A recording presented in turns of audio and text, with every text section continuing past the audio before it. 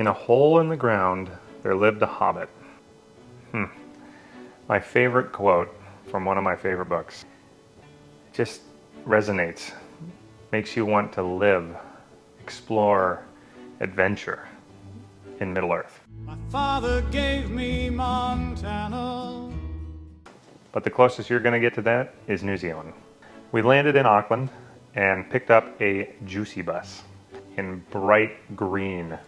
We had free reign to go wherever we pleased, and our first stop was a hot springs that would become available at low tide.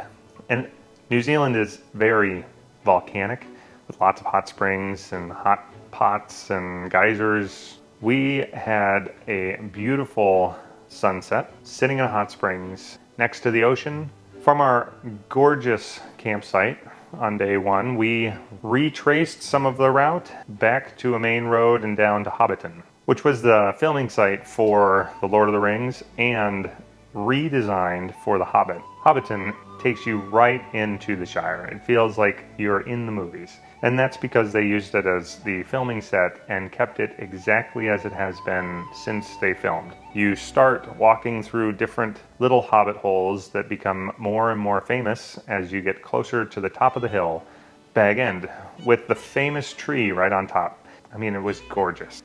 The tour continues down the hill, past the party tree and the 111th birthday of Bilbo that is kind of staged there, and on to what I believe is probably the coolest part, and that is a tour through a true to form hobbit hole. We walk through and see what a dining area and a pantry, a kitchen, the living quarters, even a toilet. It was very impressive how in depth and detail they went.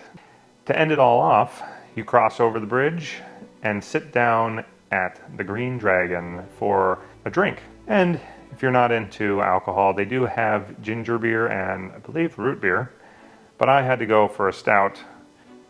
We bought their cups because you just can't leave a trip like this without a little bit of keepsakes, right? And we headed off down the road to this spring that just popped up out of the ground. Little crystal clear river with magical colors, surrounded by hills of dry grass. It was quite the contrast. So if you happen to be doing this trip and you're in the North Island looking for somewhere to go immediately after Hobbiton, well, this was a great stop. From there, we went to what was Kerosene Creek. But it turned out that it was a hot springs lake that fed into a river, and that river was probably around 100 degrees, 102. It was a consistent hot tub temperature for as far as we went. This was the perfect end to essentially the first day in New Zealand. I couldn't believe it. It didn't make sense to me that there could be so much to do in such a small area, and all of it unique, extremely unique. And that's why I would recommend New Zealand, because that was just the first day. From Kerosene Creek, we probably could have just camped in the parking lot, but we went and found a nice little lakeside to camp by. The next morning, we passed along some hot springs and what looked like Yellowstone on the other side of the world to find our destination for the day, Mount Ngauruhoe. I'll put it in the screen because I don't think I said it right. Also known for the Lord of the Rings fanatics, myself included, as Mount Doom. Alongside this Mount Doom is Gollum's Falls, a beautiful waterfall a few hundred yards from the road, a perfect place to start the day. The next spot after Gollum's Falls was the base of Mount Doom. Our goal was to do the quick out and back hike and see Mount Doom from a little closer. Turns out that it's a volcano, if you're not aware, and highly revered by the locals. So if you are going to walk on this land, be very respectful. It was a super nice hike. Lots of fun. The weather was coming in, so we couldn't see the top of the mountain for all but about 3 minutes of this hike. As soon as we got to the highest point in which we were going to walk, and up at a distance, there it opens up, the clouds, and we can see the top of the peak for the first time in about 5 hours. It was magical. And for a few minutes, we enjoyed the moment. The clouds came back in, and we began our hike back down the mountain to try and get out of the weather. There's lots of signs on this hike that will warn you of how fast the weather can turn, but as I was walking down the hill, the weather turned crazy fast. And before we got back to the car, it was raining on us, and all the elevation that we had just changed would have put us into a cloud right at the top. So highly recommend that if you're gonna go, be wary of the signs, follow the directions. From there, we were on a mission to find Rivendell, the filming location for Rivendell, but a beautiful little spot outside of Queenstown that you can walk around and see where they took different shots and angles and made the base for Rivendell. But at the very least, it enticed us into a location where we were then set in the middle of what I would call a rainforest. Some very deep valleys, crystal clear water, and some really dense wooded forests that just felt right. So if you have a chance, it's not too far outside of Queenstown, so I'd highly recommend going down there and checking that out. We were on a mission.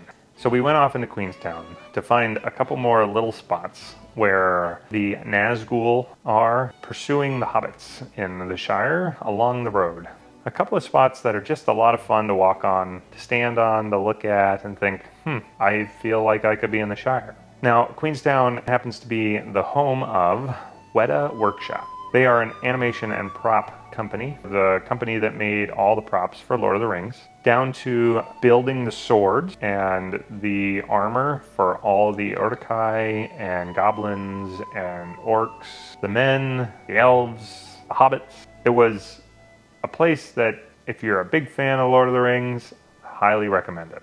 From there, we hopped on the ferry, and thankfully enough, we found relatively clear weather, sailing south onto the South Island.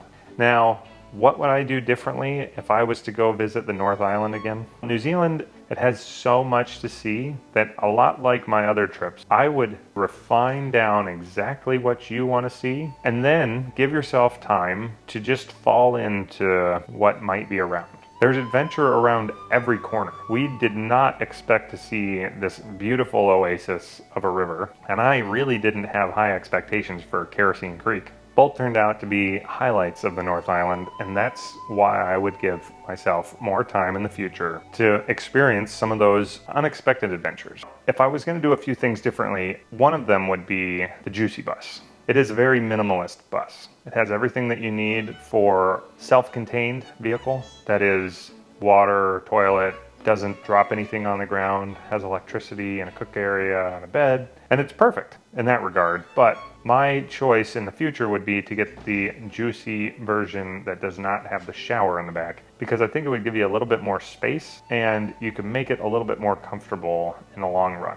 If you're a Lord of the Rings fan, this is what I would have done differently. To order this book, the Lord of the Rings Location Guidebook, ahead of time. We found this at Weta Workshop. It's really fun to read, just in general. Lots of fan information in there about where they filmed, but also it gives like exact locations of certain filming spots. And so if you know where those are at ahead of time, you'll probably be a little more strategic on where you go and what you see. There was one thing I might have done a little differently, and that is to know the unique things about a country before I went, and then right off the bat, try to experience them and find out why that country is known for that. They have a soda there. It's like a lemon cola, and it was very unique. Now, Empty Spaces has more adventures to tell you about, and South Island is yet to come. So look for that soon. And if you liked what you heard, have any questions, don't forget to hit that like, subscribe, send a comment, and we'll see you soon on the next one.